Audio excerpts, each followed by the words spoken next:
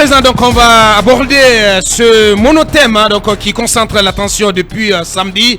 Il s'agit de ce raid armé contre la maison centrale. Les forces de défense et de sécurité guinéennes sur le qui-vive depuis cette tentative d'évasion spectaculaire de l'ex-chef de la junte, le capitaine Moussa Dadis Camara, et 3 de ses co-détenus à la maison d'arrêt de Conakry. Ainsi, l'assaut armé suivi de l'exfiltration à l'aube du samedi 4 novembre dernier de ces 4 accusés du procès des événements du 28 septembre 2009 sont vécus comme un affront par l'État guinéen. Jusqu'à quand se poursuivra cette traque du colonel Claude Pivy et de ses complices, et surtout combien de victimes innocentes cette chasse à l'homme tous azimuts pourrait-elle faire à travers notamment le Grand Conakry? Plus d'éléments là-dessus dans un instant avec Talib Ebari. Mais pour l'heure, on s'intéresse à Verny Pivy. Qui est-il, Manu? On a essayé de chercher un peu, comme on le dit, de glaner quelques informations sur lui. Mais à date, ce qu'il faut retenir, c'est qu'il y a peu, en tout cas, on n'en a pas pu, puisqu'on parle de grandes muettes.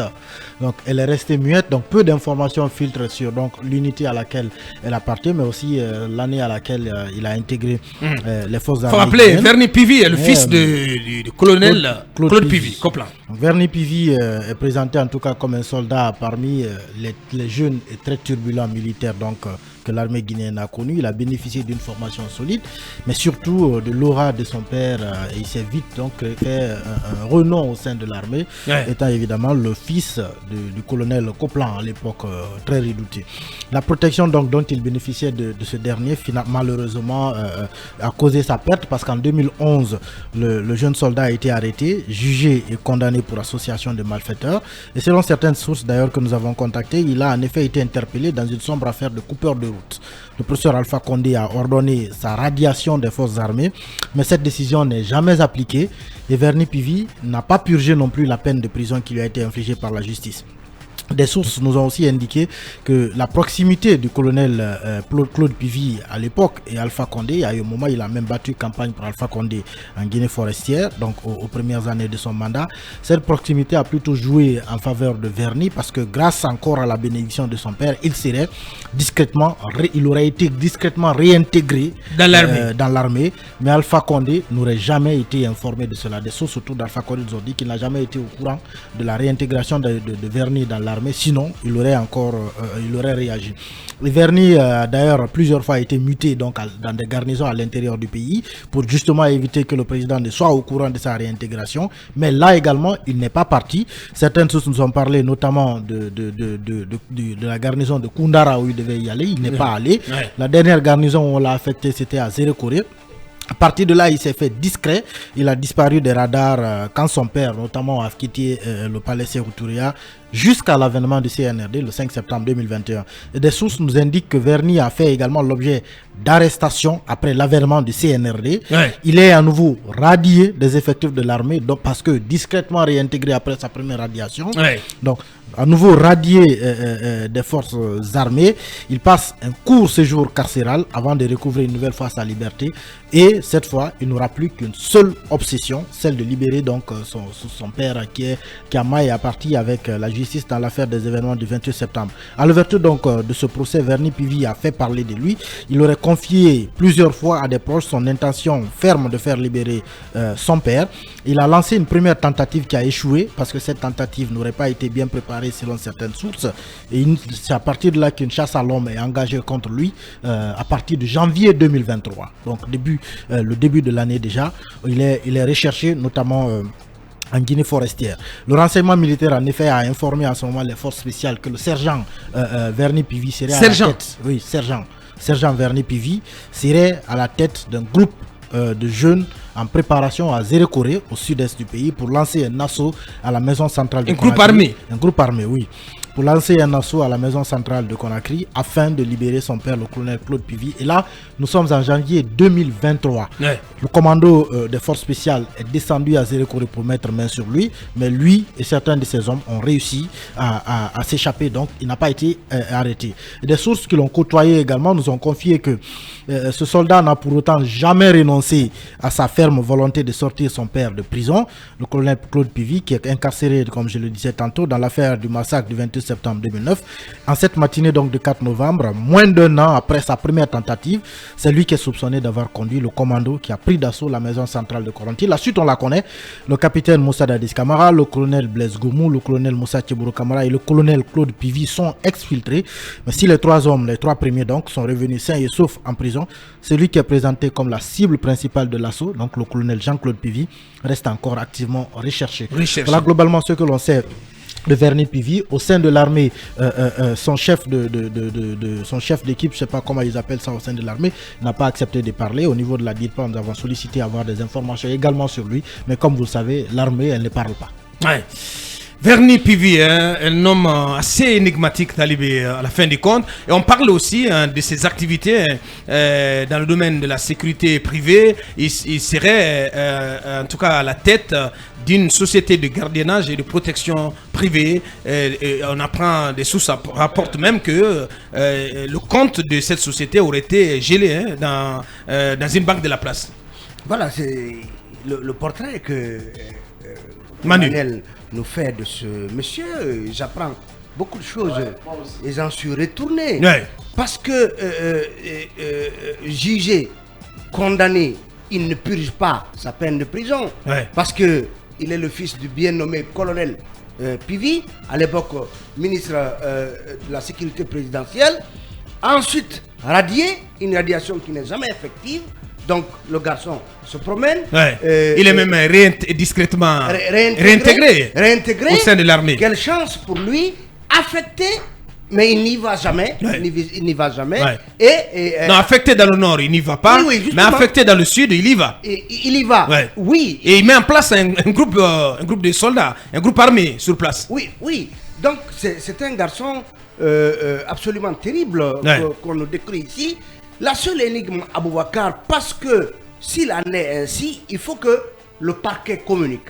Il faut qu'on nous dise quelles sont à date les personnes identifiées comme étant membres du commando qui a attaqué. Parce que Aboubakar, la première information que nous avons dit que c'est bien Verny Pivy qui a mené l'assaut. Qui était à la tête de ce commando. Qui a mené l'assaut et à la tête donc du commando qui a mené l'assaut et qui a donc exfiltré son père et les 3 autres. Ouais. C'est ça, c'est la première information.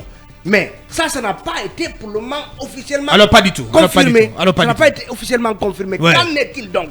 Qu'en est-il donc? Parce que il faut qu'on nous dise quels sont est-ce qu'on a combien de personnes a-t-on identifié? Est-ce que ce Verny Pivy est vraiment la tête du commando? Parce que Aboubakar, on peut et c'est extraordinaire.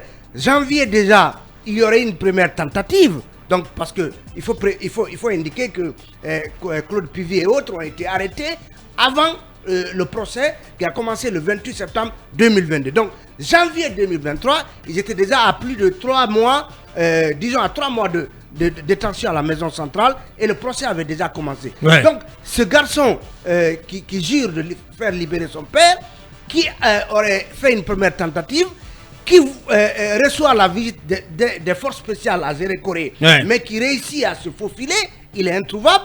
Et depuis janvier 2023, donc personne n'a plus rien suivi, personne n'a cherché à savoir qu'est-ce qu'il fait, personne n'a cherché à savoir est-ce que quelque chose se montait contre la maison centrale et finalement pour libérer le colonel Pivy. Ça veut dire qu'il y a eu du laisser-aller, de l'inattention, de la négligence. De la négligence. Négligence coupable même. De la négligence coupable. Et Aboubakar, ce que je voudrais dire, c'est que on peut bien monter un assaut sans faire partie de ceux qui mènent cet assaut. Mènent l'opération.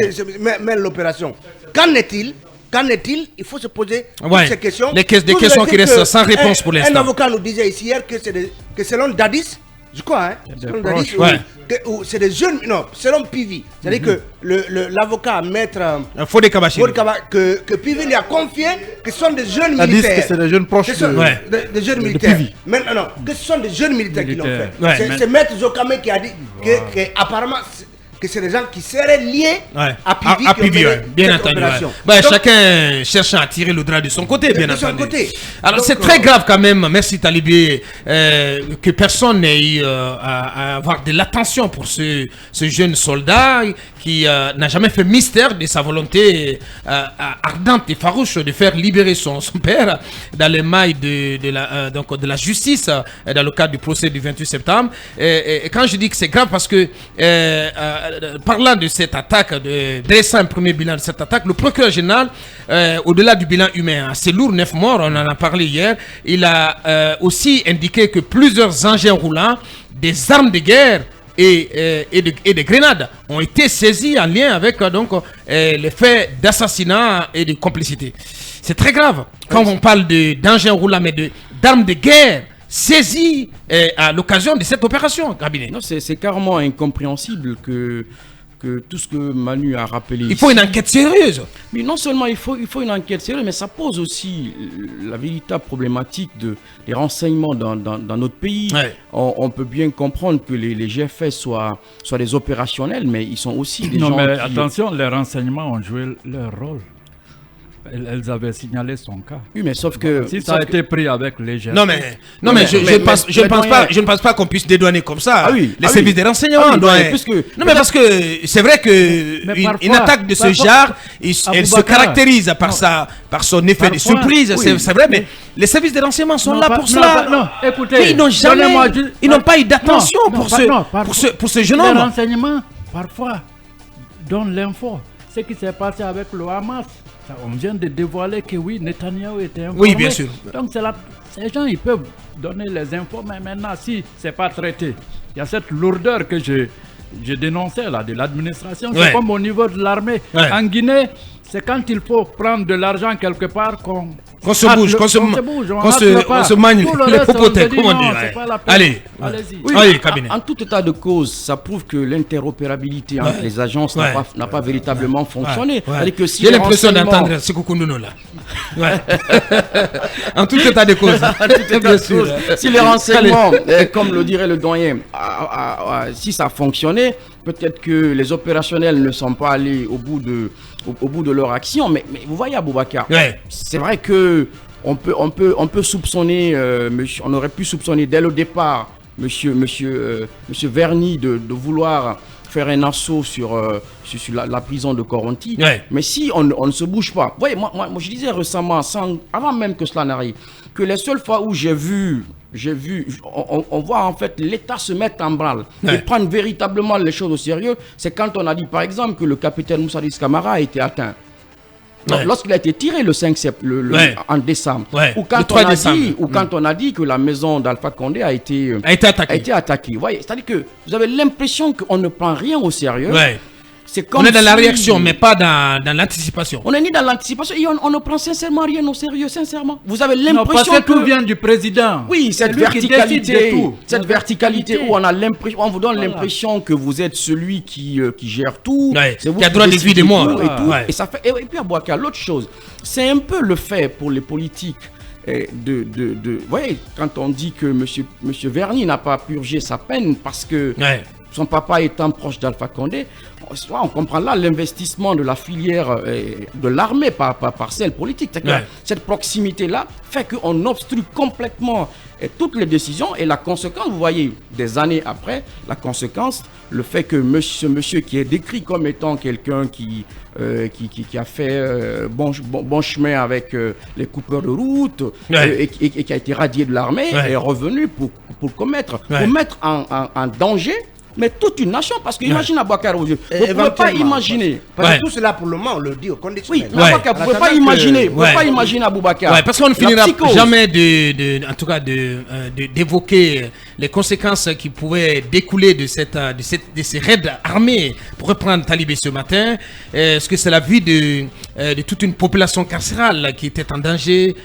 C'est inquiétant. C'est inquiétant ce qui s'est passé. Chaque fois qu'on retourne ça dans la tête. Moi, j'ai échangé avec les parents d'un jeune garçon qui devait être gradé le samedi matin, qui a été tué, qui a pris des balles.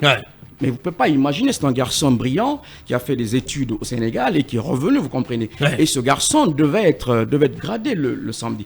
Par négligence, possiblement, hein, Ouais. de ceux qui doivent s'occuper de ces actions-là. Ce garçon a pris une balle. Et puis à Bakaouni, vous ne pouvez pas imaginer psychologiquement ce que ça fait aujourd'hui. Je suis certain que si vous faites aujourd'hui un sondage en Guinée, à Conakry, vous verrez que le taux de perception comment j'allais dire, l'action de l'insécurité. De l'insécurité, mais on ne peut pas imaginer, mais ça va être galopant. Mais bien sûr. Mais c'est extraordinaire qu'on néglige comme ça, qu'on pense en réalité que sous un régime militaire, tout est réglo. Et vous voyez, à Bouakar, on se rend bien évidemment compte que même la sécurité, même sous un régime militaire, la sécurité peut avoir des failles. Allez, Mamadou Diallo.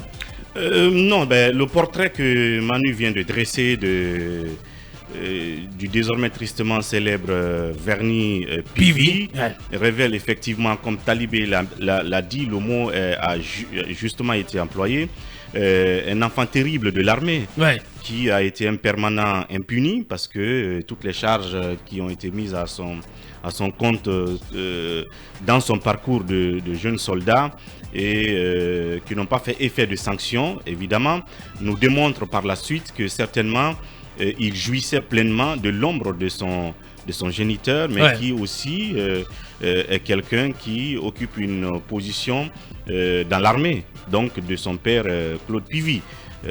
Bref, je pense que beaucoup comme cela dans l'armée aussi ont le même parcours, ont peut-être fait les mêmes délits commis, les mêmes délits, les mêmes violations du code de l'armée, des principes de l'armée, mais qui n'ont pas été certainement punis. Très malheureusement, quand on nous dit qu'il a dû à un moment donné proférer des menaces de vouloir venir à Conakry et faire libérer son père, et qu'entre-temps il a même organisé des opérations d'entraînement au sud du pays, la responsabilité justement des responsables, permettez-moi le pléonasme, donc militaire et administratif, du côté de la région de Zérékouré, elle est où en ce moment-là? Parce qu'on est censé quand même savoir qu'il y a un groupe qui s'entraîne alors qu'ils ne le font pas dans le camp militaire qui est le lieu officiel pour cela. Et pour quelles raisons ces genres d'opérations se font sans que quelqu'un ne le sache ou sans que quelqu'un n'y mette fin. Et puis il ne faut pas quand même oublier le fait quand même que l'avocat de Pivi dit que son père, qui est Claude Pivi, dit que son fils n'était pas là. C'est une parole d'avocat. Évidemment. Oui, bien sûr. Qu'il faut prendre tout de même en compte. Jusqu'à ce qu'on ait les deux et que les deux soient devant le tribunal militaire et qu'ils s'en défendent. Et puis, il y a quand même quelque chose que j'ai capté. Parce que vous avez parlé, ou c'est vous, je crois, de cette société de gardiennage. Je pense que... Sécurité privée. Sécurité privée, Verny devait certainement être la main de son père dans la gestion de l'entreprise, parce que cela aussi n'est pas un secret que Claude avait cette société de sécurité. Sécurité privée. Et le véhicule pick-up, je crois, qui, dans les images qui ont circulé, stationné à côté donc, des corps des assaillants qui ont été abattus, vous pouvez apercevoir l'immatriculation IT. Sauf si j'ai besoin de verre correcteur, c'est écrit IT. Donc, est-ce que ça veut dire que le véhicule appartiendrait éventuellement à cette entreprise? Et IT, généralement, on les met sur quel type de véhicule? Est-ce que c'est pour les opérateurs économiques, les entreprises privées, les sociétés? Dans quelles conditions? Ce sont des véhicules dont le dédouanement coûterait très cher. Donc, ce sont des véhicules généralement importés, sortis d'usine. Mais IT, ça signifie immatriculation temporaire. Donc, après un certain âge, l'intéressé peut venir faire l'immatriculation normale en payant la douane comme il faut. Et est-ce que c'est une fausse immatriculation pour l'opération en question? Tout ça, ce sont des questions. Bien, et l'autre question centrale qu'on se pose, c'est comment ce commando s'est-il procuré toute cette armada, tout cet arsenal de guerre, parce qu'on parle d'armes de guerre, Talibé.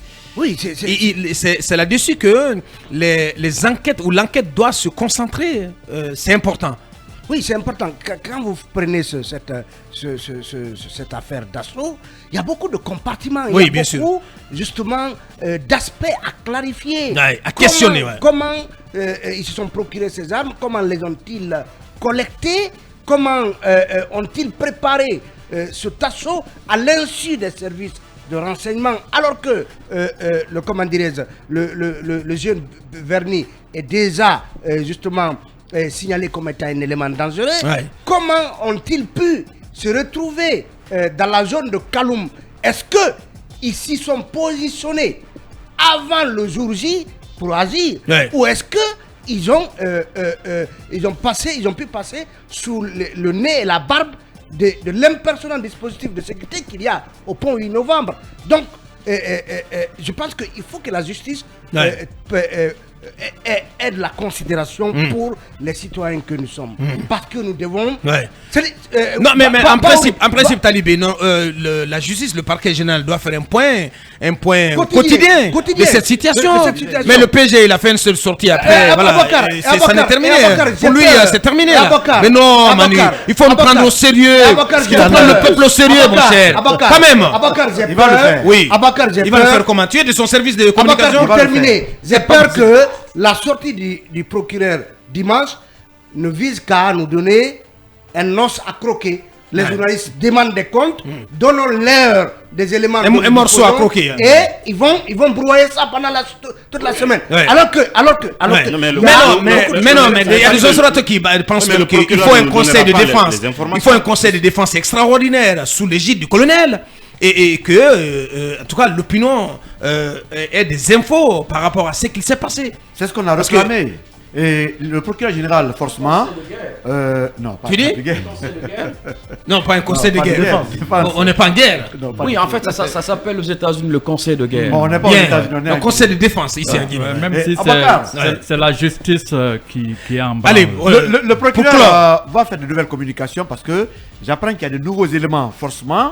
Nous, on a besoin d'apprendre, en tout cas, ces nouveaux éléments, c'est très important. Mabaka, ce qu'il faut dire, c'est que Verny Pivi n'est pas n'importe qui. Même s'il fait n'importe quoi, mais il n'est pas n'importe qui. Franchement, je pense à un garçon appelé à l'époque Mansaré et Mathias au procès des gangs qui sont capables de faire des missions. De tels messieurs sont tellement intelligents, c'est des gens à récupérer. Mais aujourd'hui, Verny Pivi est très intelligent. Et c'est un monsieur qui est vraiment accro à son objectif. Pour le moment, on ne peut pas dire que c'est lui qui a mené l'opération, puisque c'est la justice qui doit établir cela. Mais, pour le moment, ce qui s'est passé, c'est pas étonnant, Baka. Vous savez pourquoi? Nous, les noctambules, nous savons ce qui se passe. Oui, dans les boîtes de nuit. Oui, dans les boîtes de nuit, vous êtes avec des militaires. Dans les maquis, vous êtes avec eux. Dans les motels, vous êtes avec eux. Au niveau des guichets de loterie, vous êtes avec eux. Tous abandonnent leur poste pour se donner à l'ambiance. Donc, si vous ne les trouvez pas à leur poste, ça veut dire que c'est des gens qui sont occupés comme nous. Il n'y a pas de priorité. Mais après ça, la nuit, pour ces raquettes là, c'est quoi? Quand vous voulez rentrer à Kaloum, c'est prise de café, patati patata. Et on vous dit, les grands boss, on est là.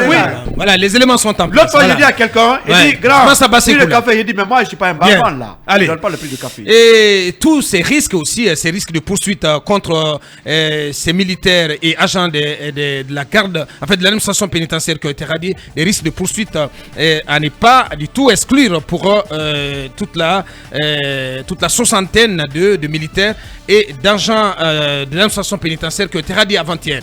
Nous marquons la pause pour nos obligations commerciales. On revient pour donner la parole à Maître Paul Yomba Kourouma, avocat de Toumba Diakité. Si tout va bien aussi, on est en train d'aller du côté de la chancellerie pour rejoindre le garde des Sceaux, le ministre Alphonse Chalouette. Maître Gabriel Faya Kamano aussi annoncé au compte du barreau. Nous marquons donc la pause. On revient dans quelques minutes.